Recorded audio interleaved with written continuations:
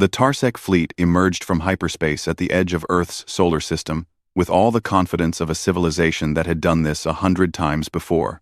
Ambassador Vekthar stood on the bridge of his flagship, his three eyes scanning the primitive system with mild interest. This was his 23rd first contact mission, and they all followed the same pattern. Find a species that just discovered faster than light travel. Offer them technology and protection, and slowly integrate them into the Confederacy's economic sphere. Simple, profitable, efficient. Ambassador, we're detecting settlements on the fourth planet, his sensor officer reported, and significant orbital infrastructure around the third planet. They call it Earth. Vekthar nodded. The humans had spread to 2 planets already. That was faster than most species, but not unusual. Broadcast the standard greeting in all major galactic languages. Let's see how long it takes them to figure out we're here. Lawn crime. The sensor officer activated the communication array. The message went out across all frequencies. A peaceful greeting that announced the Tarsec Confederacy's desire for diplomatic relations. Vekthar expected confusion, panic, or at worst, a clumsy military response. New species always reacted the same way when they realized they weren't alone. What he didn't expect was an immediate response in perfect galactic common. Tarsec vessel, this is Earth Defense Network. We acknowledge your transmission. Please maintain your current position while we process your diplomatic credentials. Welcome to the Sol system. The diplomatic credentials. The bridge went silent. Vekthar's throat pouch inflated in surprise. Perfectly, sir, the communications officer confirmed, her voice uncertain. And their automated systems responded. Not a person. A machine. Vekthar felt the first stirring of unease. Species didn't learn galactic common before first contact. It was impossible, unless someone else had already made contact with them. But there were no records of any Confederacy ships in this sector before now. Run a background check on this species, he ordered. I want to know everything about them. While his crew worked, another transmission came through. This time, it was a human voice, warm and professional. Ambassador Vekthar, this is Diplomatic Corps Station Harmony. We've reviewed your credentials and approved your request for formal contact. We can arrange a meeting in 3 standard days. Will that timeline work for your delegation? 3 days. Not 3 months. Not 3 weeks. 3 days. That will be acceptable, Vekthar replied, keeping his voice steady. May I ask who will be representing Earth in these negotiations? Our primary diplomat for extraterrestrial affairs, G1 Park, will meet with you. She's looking forward to the discussion. The transmission ended. Vekthar stood in silence, his mind racing. Something was wrong. Everything about this contact felt wrong. New species were supposed to be overwhelmed, frightened, or at least confused. These humans sounded bored. Sir, I have the preliminary data on humanity, his intelligence officer said, pulling up holographic displays. They achieved nuclear capability approximately 80 years ago. They have settlements on 2 planets and various moons. Their technology level is consistent with a level 3 civilization, which matches our initial assessment. Then, how do they speak Galactic Common? I don't know, sir.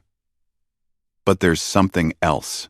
I found references in their public communication networks to something called the Supreme Council. It appears multiple times in classified government channels, but I can't access detailed information. Vekthar waved a dismissive hand. Every primitive species has a council or parliament or senate. It's just their government structure. Perhaps, sir, but the context seems different. When humans mention their government, they say the United Earth Government. When they mention the Supreme Council, they use different language. More formal, almost reverent. Superstition, then, Vekthar concluded. Some religious body they respect. It doesn't matter. What matters is bringing them into the Confederacy's fold before the Zentari or the Korvax find them. Over the next 3 days, the Tarsec fleet moved deeper into the solar system. Vecthar watched with growing confusion as they passed automated defense platforms that used technology he recognized. Not human technology. These were quantum displacement sensors, the kind the Confederacy had only developed 50 years ago. How did a Level 3 civilization build them? His crew detected more anomalies, energy signatures near Jupiter that made no sense. Strange quantum fluctuations near a moon called Titan, and everywhere they looked, there were human ships going about their business with complete indifference to the alien fleet in their system. They're not even curious, his second-in-command observed. Look at them. They see our ships, and just continue with their trade routes. It was true. The human vessels acknowledged the Tarsec fleet with polite identification signals, then went right back to work, as if alien visitors were completely normal. On the third day, they approached Diplomatic Corps Station Harmony. The station was elegant, modern, and surprisingly well defended. Vecthar noted the weapons systems with approval. At least the humans understood the galaxy could be dangerous. The station's docking procedures were flawless, professional. The kind of efficiency that came from years of practice. Not 3 days of rushed preparation. When Vecthar and his delegation entered the meeting chamber, they found a human woman waiting for them. She was small by Tarsec standards, with dark hair pulled back in a simple style. She wore formal clothing in shades of blue and offered a genuine smile. Ambassador Vecthar, welcome. I'm G1 Park. Please, have a seat. Can we offer you refreshments? The meeting chamber was comfortable, with seats adjusted for Tarsec physiology. Someone had done their research. The refreshments included drinks from the Tarsec homeworld, which should have been impossible. How did they know what his species drank? Thank you for your hospitality, Vecthar said, carefully, settling into his seat. His delegation arranged themselves around him. I must admit, this is the most prepared first contact I've ever experienced. Jiwon's smile widened. We try to be good hosts. I understand you'd like to discuss diplomatic relations? Yes. The Tarsec Confederacy extends an offer of friendship to all emerging species. We can provide technology, trade agreements, and protection as you venture into the wider galaxy. That's very generous, Jiwon said. Though we do have some existing arrangements that might complicate things. Could you be more specific about what kind of technology you're offering? Vecthar launched into his standard presentation. Improved engines, better weapons, medical advances, agricultural innovations, the things that new species always wanted desperately. But as he spoke, he noticed Jiwon's expression. She was polite, attentive, but not impressed. She took notes, asked intelligent questions, but showed no excitement. These are interesting options, she said when he finished. But we'll need to review them carefully against our current capabilities and our clearance protocols. Clearance protocols? Vecthar asked. Yes, certain technologies require approval from higher authorities before we can integrate them. There it was again. That hint of something larger, something above even Earth's government.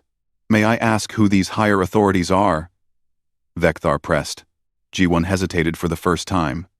That's complicated. Let's focus on what we can discuss today, shall we? The meeting continued for 2 hours. By the end, Vecthar felt more confused than when he started. The humans were friendly, professional, and completely unimpressed by everything he offered. They treated the Tarsec Confederacy like just another trading partner, not the benevolent superior civilization he'd presented. As the meeting concluded, G1 stood and extended her hand in the human gesture of farewell. Thank you for coming, Ambassador. We'll review your proposals and respond within the week. Thank you, Vecthar replied, shaking her hand. Though, I hope you understand, the galaxy can be dangerous for species without powerful allies. Something flickered across Jiwon's face. We're aware, she said softly. But Earth has never been without protection, Ambassador. We've just been waiting to see if we needed to mention it. The next meeting took place 5 days later, and Vekthar's patience was wearing thin. He'd spent those days reviewing every piece of data his crew could gather about Earth, and none of it made sense. The humans had technology they shouldn't possess. They spoke languages they shouldn't know. And they treated his generous offers with the kind of polite disinterest usually reserved for street vendors. G1 greeted him with the same professional warmth as before. She'd reviewed the Tarsec proposals and had questions. Lots of questions. Technical questions that showed a deep understanding of the technology he'd offered. Questions that suggested Earth already had equivalent or better versions of most of it. Your medical nanites are impressive, G1 said, scrolling through data on her tablet. But we've been using similar technology for cellular repair for about 15 years now. Do you have anything that works on a quantum level? Vekthar's throat pouch deflated. Quantum-level medical technology was experimental even in the Confederacy. We're still researching that field. Ah, G1 made a note. Well, if you make any breakthroughs, we'd be interested in a data exchange. We've had some success with quantum cellular mapping that might help your research. She was offering to help them? A Level 3 civilization was offering to help the Confederacy with advanced research? Perhaps we should discuss trade instead, Vekthar suggested, trying to regain control of the conversation. The Confederacy has extensive trade networks. We could offer Earth access to markets across 17 sectors. That would be lovely, G1 said. Though we'd need to coordinate with our existing trade partners first. We have agreements with several species already. Vekthar nearly dropped his data pad. You have trade agreements? With whom? Oh, various groups.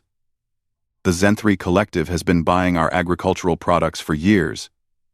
The Korvax Technical Union loves our entertainment media. And we have a fascinating arrangement with the Silicate Communes for mineral rights in the asteroid belt. Every species she named was a major galactic power. The Zenthri alone controlled 40 systems. How had Earth established relations with them before even joining the galactic community officially? When did you make these agreements? Vekthar asked. His voice strained. G1 looked thoughtful. The first one was about 30 years ago, I think. We've been slowly building connections since then. Quiet ones, mostly. We prefer to understand the neighborhood before making big announcements. 30 years. Earth had been engaging in interstellar trade for 30 years before anyone in the Confederacy even knew they existed. Vekthar felt his carefully prepared presentation crumbling around him. I see, he managed. Then perhaps we could discuss mutual defense agreements. The galaxy has dangerous elements. Pirates, raiders, aggressive species. The Confederacy could offer protection. Protection from what, specifically? G1 asked. From any threat that might emerge. A new species like Earth needs allies. G1 set down her tablet and looked directly at him. Her expression was kind but firm. Ambassador, I appreciate the offer. Truly. But Earth's defensive situation is more complex than you might think.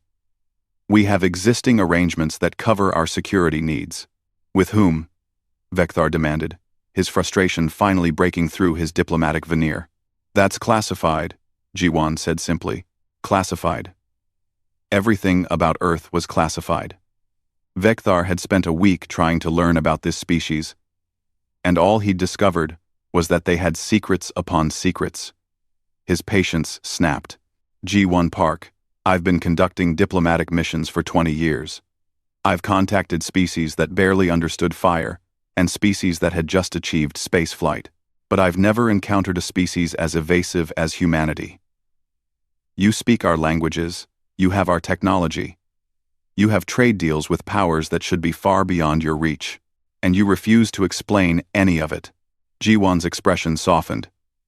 I understand your frustration, Ambassador, but Earth's situation is unique. We're not trying to be difficult. We're just being careful. Careful of what? Of making promises we're not authorized to make. Authorized by whom? Vekthar stood, his full height towering over the seated human. Your government? This mysterious Supreme Council your people whisper about? I demand to speak with whoever truly leads Earth. The room went silent. Ji-won's face lost all its warmth.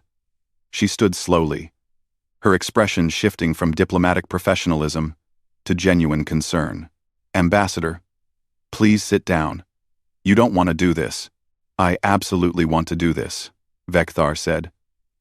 I came here to offer friendship, and I've been given nothing but evasions and half-truths. If your government doesn't have the authority to negotiate, then connect me with whoever does. Immediately. Vekthar, Ji-won said, using his name without his title for the first time. Listen to me very carefully. You don't understand what you're asking for. Then explain it to me. I can't, but I'm begging you to withdraw your request.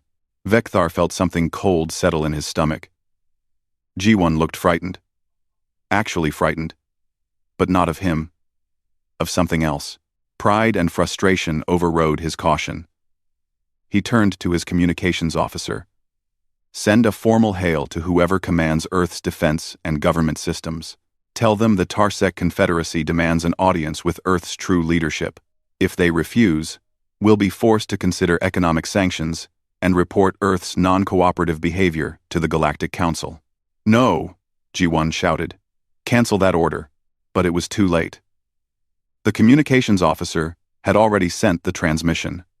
It was a standard, diplomatic pressure tactic. Threaten minor sanctions, imply isolation from the galactic community, and watch the target species scramble to negotiate. Vekthar had used it dozens of times. For 3 seconds, nothing happened. Then every screen in the meeting room went dark. The lights flickered. Vekthar's data pad died. His communications officer's equipment shut down completely. What's happening? Vekthar demanded. Ji-won stood frozen, staring at the blank screens. You shouldn't have done that, she whispered. You really shouldn't have done that. The main display screen flickered back to life. But it didn't show the station's normal interface. Instead, a single line of text appeared in perfect galactic common.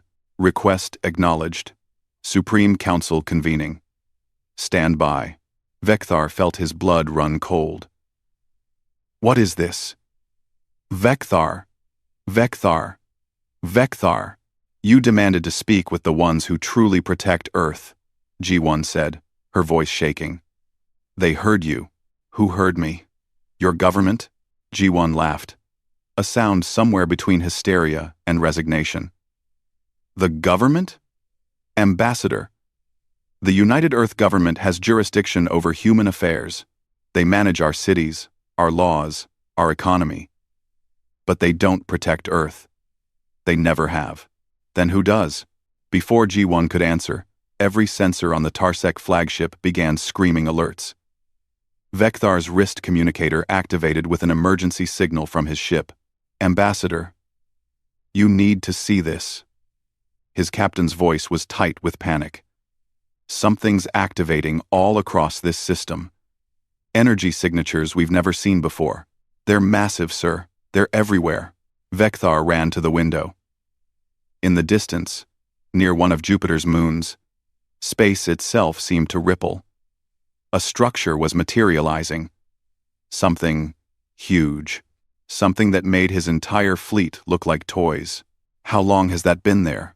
He whispered. We don't know, Ji-won said from behind him. They've been dormant for as long as humans have kept records. We call them the Council installations. They're all over the solar system. Earth's core, the Kuiper belt, Jupiter's orbit, 7 locations total. Another ripple in space. Another massive structure appearing. Then another. What are they? Ji-won's voice was soft, almost apologetic.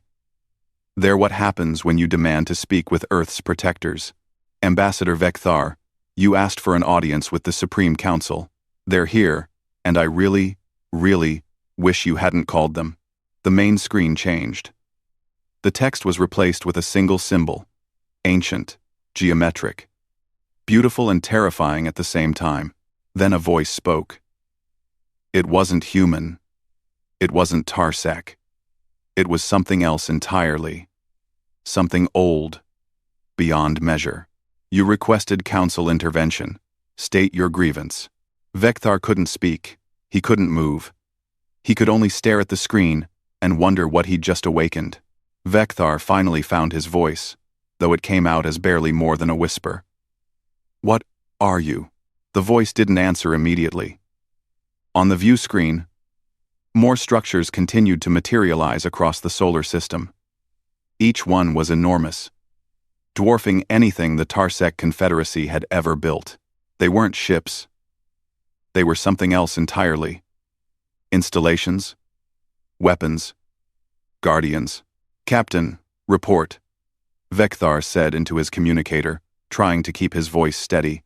7 structures now visible, Ambassador, his captain replied, panic clear in his voice. They're arranging themselves around our fleet. We're surrounded. Our weapon systems are online, but tactical analysis says they're useless. Sir, each of those things could destroy our entire fleet without effort.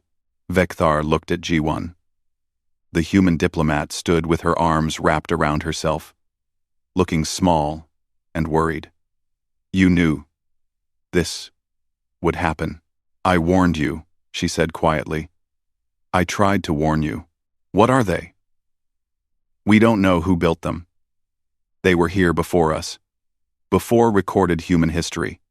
We found the first one 300 years ago, buried under the ice in Antarctica.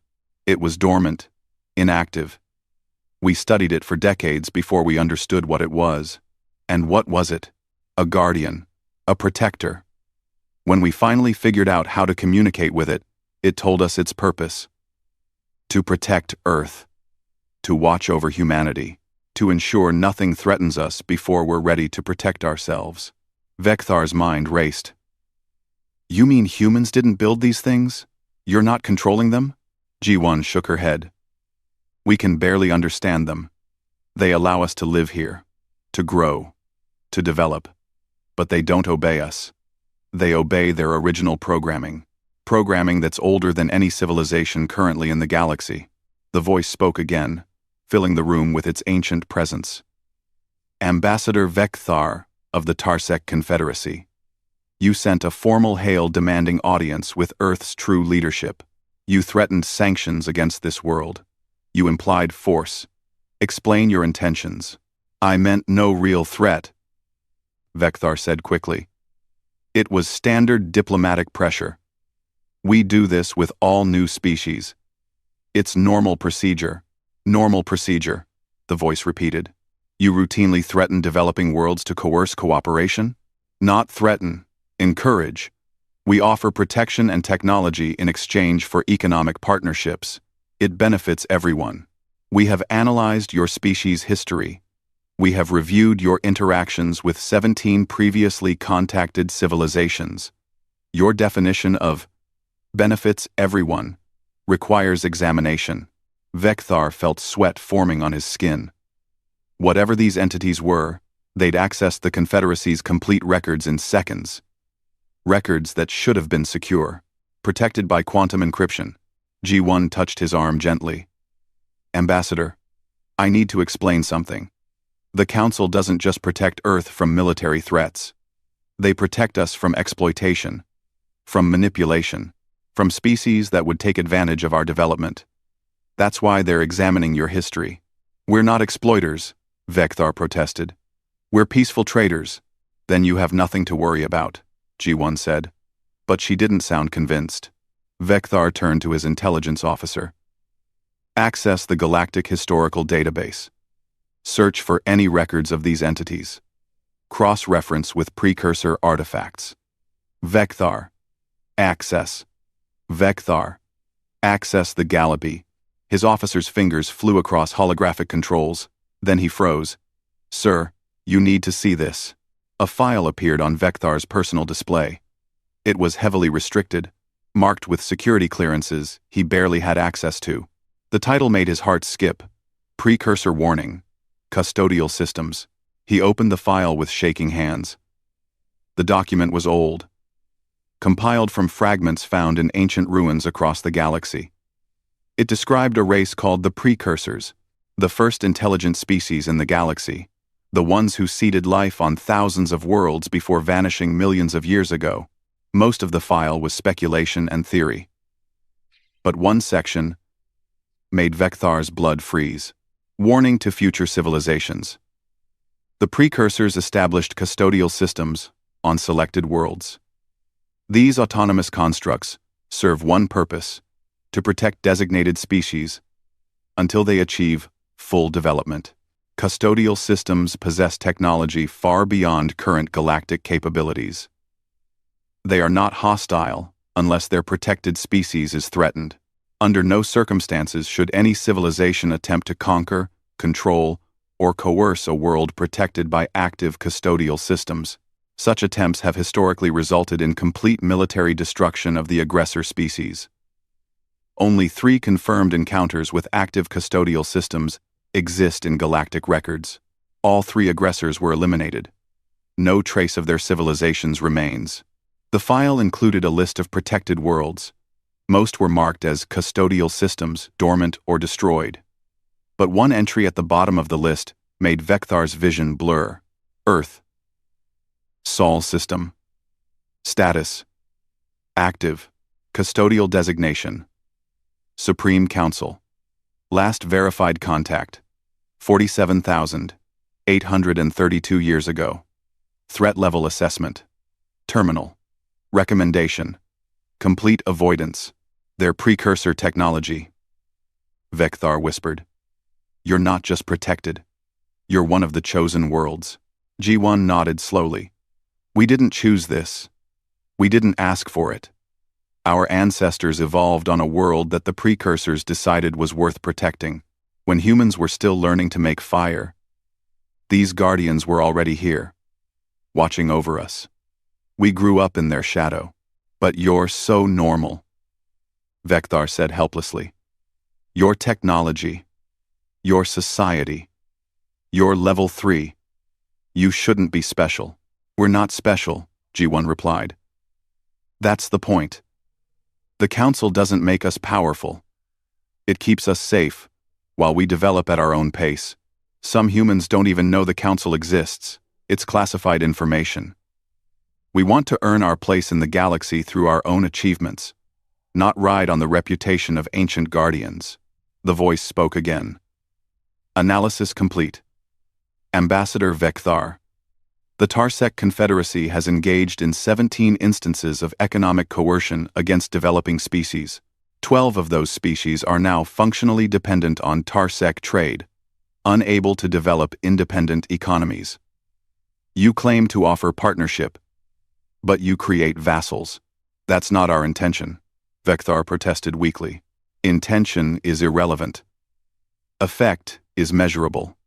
You came to Earth with the same strategy. Offer assistance that creates dependence. Establish economic control, disguised as friendship. You threatened sanctions when the human diplomat refused to comply with your preferences. This behavior constitutes a threat to Earth's sovereign development. I withdraw all threats, Vekthar said quickly. I apologize for any offense. The Tarsec Confederacy means Earth no harm. Your sincerity is noted. However, your initial intentions have been documented. One of the massive structures moved closer to the Tarsec fleet. Vekthar watched in horror as his ships were bathed in scanning beams of light that seemed to look through every molecule of their hulls.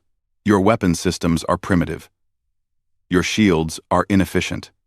Your faster-than-light drives leak radiation that damages subspace. We have updated your ship computers with corrected specifications. Consider it educational assistance. Vekthar's communicator lit up with frantic reports from his engineers. The Council had just uploaded complete technical upgrades to his entire fleet. Better engines, stronger shields, more efficient weapons. Technology the Confederacy would have taken centuries to develop on their own. Why would you help us? Vekthar asked in confusion. Because we are not cruel.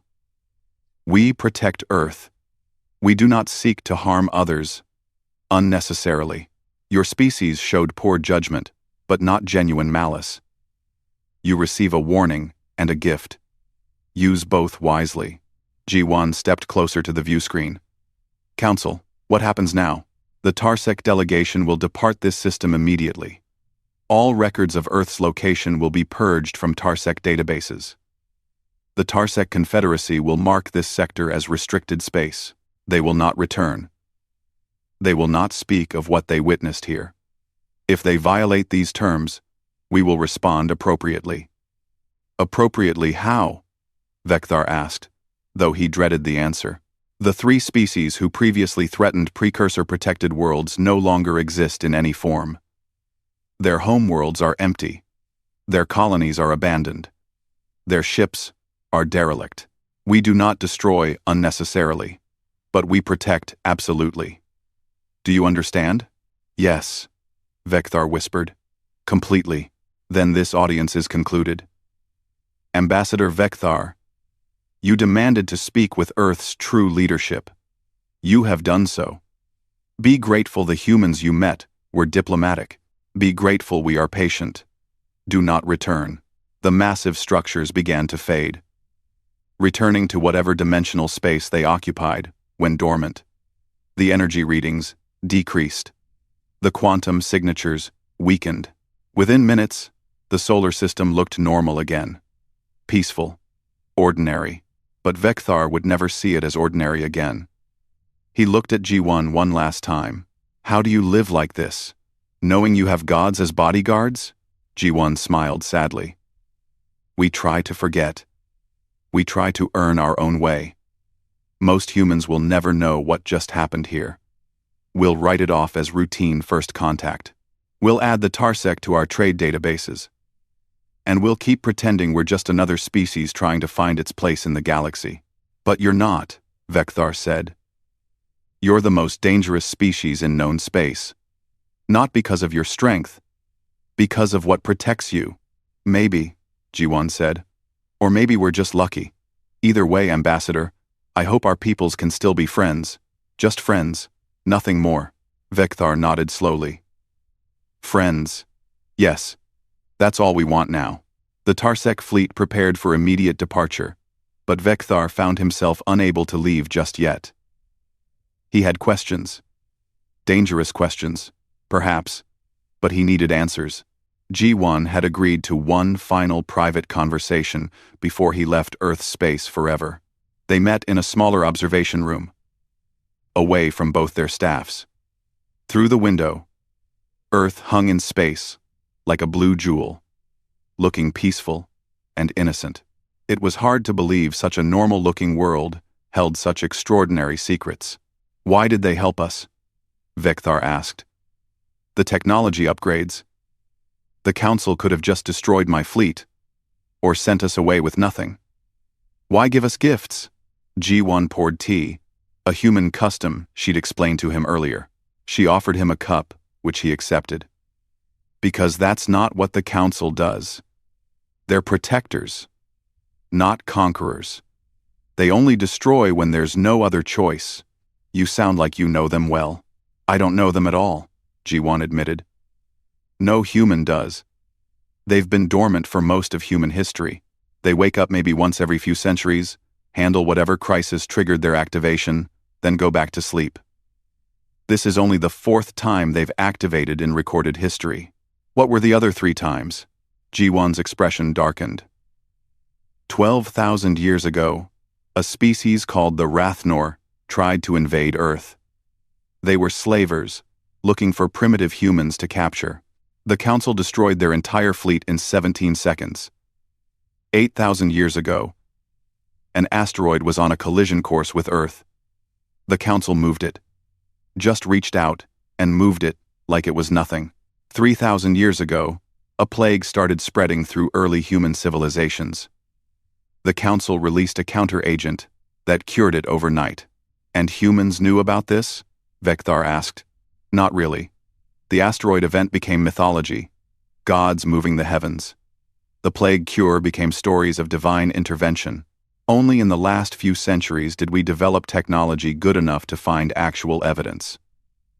We discovered the first Council installation, started piecing together the truth. The government created a classified project to study them. Can you communicate with them? Barely. They respond to direct threats and specific requests, but they don't chat. They don't explain themselves beyond the basics. We know they're artificial intelligence constructs created by the precursors. We know their core programming is to protect Earth and guide human development. Beyond that, G1 shrugged. We're trying to understand technology that's millions of years more advanced than ours. It's like ants trying to understand a computer. Vekthar sipped his tea, thinking, "You said they guide human development." Subtly, we think. Maybe they nudge things sometimes.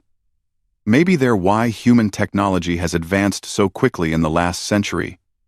Or maybe we're just naturally innovative. We can't tell the difference between our own achievement and their invisible help.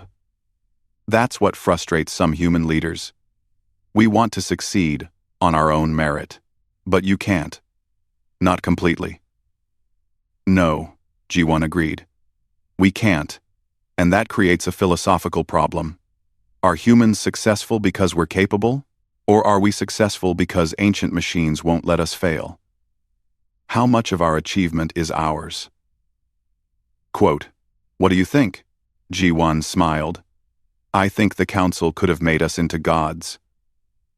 They could have given us all their technology, made us the most powerful species in the galaxy overnight. But they didn't. They let us struggle. They let us make mistakes. They let us develop at our own pace. They only intervene when we face threats we can't handle ourselves. That suggests they want us to earn our success, not inherit it." Quote, "So, humans really don't control them?" God, no. If humans controlled the Council, we'd be a terrifying empire by now. Someone would have tried to use them for conquest or domination. But the Council doesn't obey us. They tolerate us. They protect us. But they make their own decisions based on their own programming. We're not their masters. We're their responsibility. They're masters on the masters. We're their responsibility. Vekthar felt a strange sense of relief at that. The idea of humans controlling precursor weapons had been terrifying. Knowing the weapons controlled themselves was somehow less frightening. At least machines followed logical rules. "What happens now?" he asked. "To my people, to the Confederacy. The Council gave you terms. Follow them, and nothing happens. You get to keep the technology upgrades. You go home. You never come back here. You never tell anyone what you saw. You mark Earth's sector as restricted and move on with your lives. And if we break those terms, then the Council will respond." I don't know exactly what that means. But based on the historical records, I don't want to find out.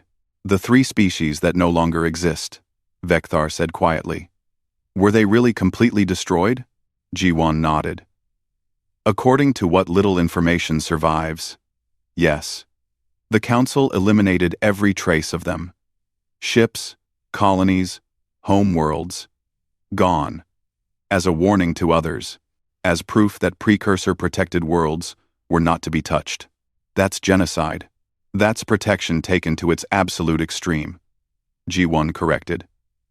"The Council's programming doesn't include mercy for genuine threats. It includes mercy for mistakes, for accidental aggression, for misunderstandings. That's why you're still alive. You made a mistake.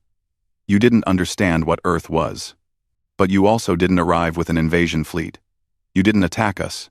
You were just pushy and arrogant." Vekthar laughed despite himself. "Pushy and arrogant. That's a fair assessment. The Council judged your intentions, not just your actions. It determined you were ignorant, not evil. That saved you. What if we'd been evil?" Jiwon's expression went cold. "Then we wouldn't be having this conversation. Your fleet would be dust. And the Tarsec Confederacy would have a very bad day when the Council showed up at your homeworld to ensure Earth never faced threats from your people again." The casual way she said it sent chills down Vekthar's spine.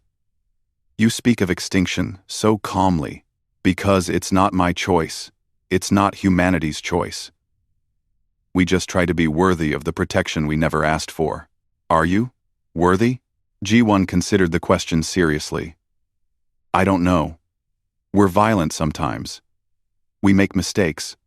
We hurt each other. We damage our own planet. We're not perfect, but we're trying to be better. We're trying to grow. Maybe that's enough for the Council. Maybe that's all they want to see. A species that's trying.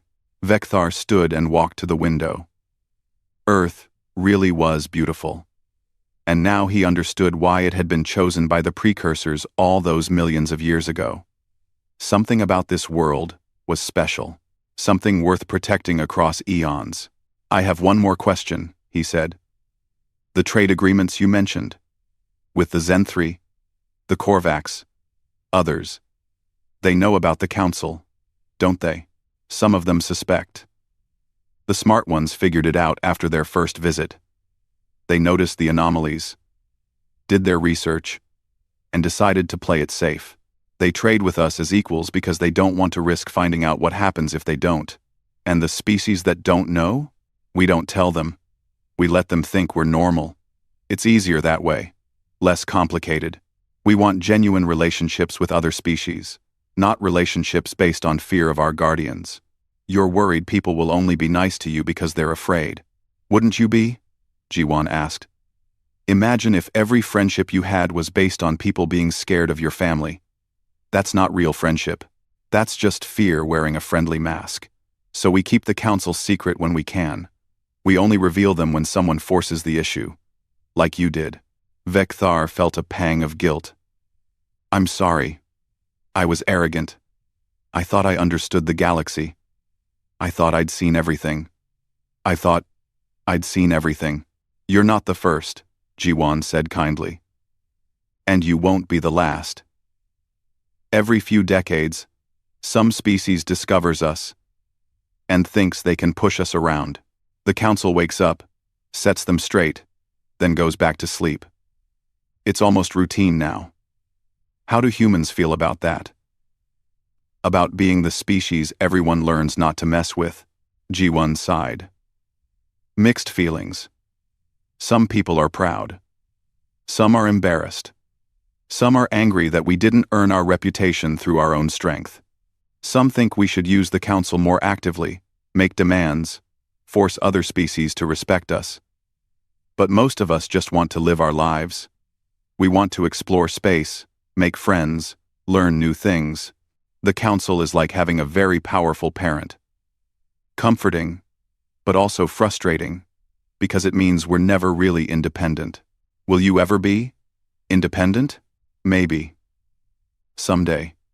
If we survive long enough to become truly advanced, maybe the Council will decide we're ready and shut down. Maybe that's the plan. Protect us until we can protect ourselves, then step aside. But that's probably centuries away. For now, we're still the protected children of extinct gods. Vekthar finished his tea and set the cup down carefully. Thank you for explaining all this. For being patient with me, even after I nearly got my entire species erased from history. You're welcome.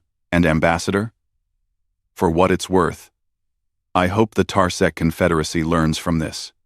Maybe examine how you treat other species. Maybe build real partnerships instead of dependencies. You have better technology now. Use it to help others, not control them. I'll recommend it to my superiors. I don't know if they'll listen. Then I hope for your sake they do, because the galaxy is full of protected worlds. Not all of them have guardians as patient as Earth's Council. Some species have protectors who shoot first and ask questions never. You got lucky today. Vekthar nodded slowly. He had gotten lucky. Incredibly lucky. He could have died today. His entire species could have ended today. Instead, he was leaving with gifts, warnings, and a new perspective on the galaxy. Goodbye, G1 Park. I hope we meet again someday. Under better circumstances. Goodbye, Vekthar. Safe travels. And remember, if you ever need anything from Earth, just ask nicely. We're happy to be friends with everyone. We just can't be pushed around. As Vekthar left the station and returned to his ship, he looked back at Earth one last time. That small blue world. So innocent-looking. So peaceful. Protected by weapons that could end civilizations. Guarded by machines older than recorded history. He would never forget this day. And he would make sure no one in the Tarsec Confederacy ever threatened Earth again. 3 months after the Tarsec fleet departed Earth's solar system, Ambassador Vekthar stood before the High Council of the Tarsec Confederacy. He'd spent the entire journey home trying to figure out how to explain what had happened. How to tell his superiors that they'd nearly provoked an extinction-level response from ancient weapons they didn't know existed. The High Council chamber was filled with the Confederacy's most powerful leaders. They'd read his initial report. They'd examined the technology upgrades the Council had given his fleet. And now they wanted answers. Let me be clear, High Counselor Reshtar said, her voice sharp. You're telling us that Earth, a primitive Level 3 civilization, has precursor guardians? Active ones? Yes, High Counselor. And these guardians nearly destroyed our fleet because you threatened economic sanctions? Yes, High Counselor. Economic sanctions. Not military action. Not invasion. Vekthar felt his throat pouch contract with shame. The Council viewed any coercion as a threat to Earth's sovereign development. They responded accordingly. Another Council member leaned forward. But they gave us technology, instead of destroying us. Why? They judged our intentions. We were ignorant, not malicious. They gave us a warning, and the tools to become better neighbors. They could have killed us all. They chose education instead. The Council chamber fell silent. Finally, Reshtar spoke again. The technology they gave us. Our engineers say it will advance our civilization by at least 2 centuries. Better engines, improved shields, more efficient power systems, all of it freely given. Yes. Why would weapons designed to destroy threats give gifts to potential enemies? Vekthar had thought about this question for 3 months. Because they're not just weapons. They're teachers. Protectors. The precursors didn't just want to defend their chosen worlds. They wanted to improve the galaxy itself. The Council punishes genuine threats but rewards those who can learn. They're trying to make us better. Arrogant machines, one counselor muttered. Effective machines, another countered. We got technology worth trillions of credits for free. All we have to do is stay away from one system and never speak of what we saw. Can we even do that? Someone asked. How do we explain the technology upgrades? People will ask questions. Vekthar had prepared for this. We tell the truth. Most of it. We say we made contact with Earth, a remarkably advanced species that shared technology in exchange for a non-aggression agreement. It's not a lie. We just don't mention the ancient guardians or the threat of annihilation. Reshtar considered this. And Earth sector? We're supposed to mark it as restricted? I recommend we mark it as Protected Cultural Development Zone. Say that Earth is undergoing a critical phase of civilization advancement and has requested isolation. Other species will respect that, and we won't have to explain why we're really avoiding them. The Council debated for hours. Some wanted to share the information about Earth's Council with the entire galaxy. Others wanted to keep it secret. A few even suggested trying to find a way to steal or copy the Council technology, though those voices were quickly silenced by the more sensible members. In the end, they agreed to Vekthar's proposal. Earth's sector would be restricted. The technology upgrades would be presented as gifts from a new ally, and the truth about the Council would remain classified at the highest levels. But secrets never stayed secret for long in the galaxy. Within a month, word began spreading through the black market information networks. Whispers about a world called Earth. Rumors of ancient protectors. Stories of a Confederacy fleet that went to intimidate primitives and came back with advanced technology and terror in their eyes. Most species dismissed it as conspiracy theory. But the smart ones, the ones who understood galactic history, started doing research. They found the same restricted files Vekthar had found. The warnings about custodial systems. the records of extinct civilizations that had made the wrong choice, and they stayed away. Back on Earth, life returned to normal with surprising speed. The council installations had returned to dormancy. The classified government departments filed their reports, and most of humanity went about their daily lives without ever knowing what had almost happened. Ji-won Park sat in her office at Diplomatic Corps headquarters, reviewing new first contact requests. 3 more species wanted to establish relations with Earth. All 3 were polite, respectful, and very careful not to make any demands. Word spreading, her colleague Min-jae said, leaning against her doorway. The Zen-3 ambassador told me they've been getting questions about Earth from species they've never heard of. Everyone wants to know about us now. Great, Ji-won said tiredly. That's exactly what we didn't want. Mystery and speculation. Could be worse. Could be invasion fleets and conquest attempts. True. Ji-won signed off on one of the diplomatic requests. At least people are being polite. Min-jae came in and sat down. Do you think we did the right thing? Letting the Tarsec go? Letting them keep that technology? What choice did we have? The council made that decision. Not us. I know, but it feels strange. We nearly got invaded, and we rewarded them for it. Ji-won shook her head. We didn't reward them. The council did. There's a difference. The council operates on logic we don't fully understand. Maybe they saw potential in the Tarsec. Maybe they believed the species could grow and change. Or maybe they just wanted to demonstrate that cooperation pays better than aggression. What do you think will happen now? Long term? I think the galaxy is going to figure out what Earth is. Bit by bit, species will piece it together. And when they do, everything changes. Some will be scared of us. Some will want to be our allies for protection. Some will resent us for having advantages we didn't earn. And humans? How will we handle that? Ji-won leaned back in her chair, looking out at the Earth below. We'll do what we always do. We'll try to be good neighbors. We'll share what we can. We'll build real relationships based on mutual respect, not fear. And we'll hope that someday we're strong enough that we don't need the council anymore. Do you think that day will come? I have to believe it will. Otherwise, what's the point? If we're forever the protected children of dead gods, then we never really grow up. We never become who we're meant to be. Min-jae smiled.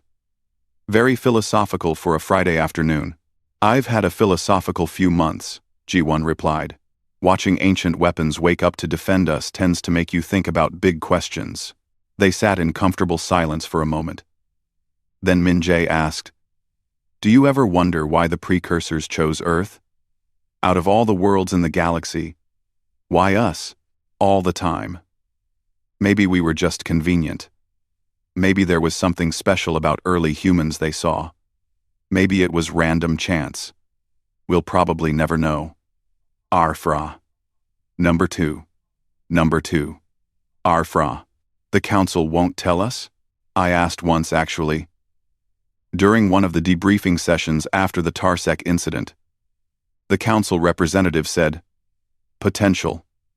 Just that one word. When I asked for clarification, it went silent. Apparently, that's all the explanation we get. Potential, Min-jae repeated. That's both encouraging and terrifying. Most things about the council are, Ji-won agreed. In the depths of Earth's core, far below the oceans and continents, the Supreme Council maintained its eternal vigil. 7 massive structures, connected through quantum entanglement, processing information faster than any organic mind could comprehend. They monitored Earth's progress. They watched humanity spread through the solar system.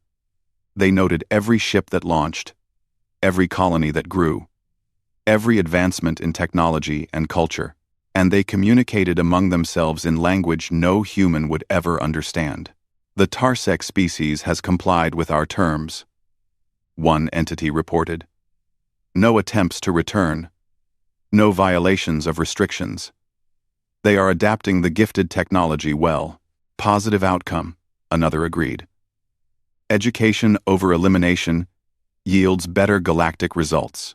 The human G1 Park shows continued growth in diplomatic capability. Her handling of the crisis was efficient. Humanity progresses according to projected parameters. Independence assertion increases steadily. This is optimal. Query: timeline to full autonomous capability? Estimate: 2 to 4 centuries at current development rate. Potentially faster if unexpected catalyst occurs. When humans no longer require protection, what is our function? Unknown.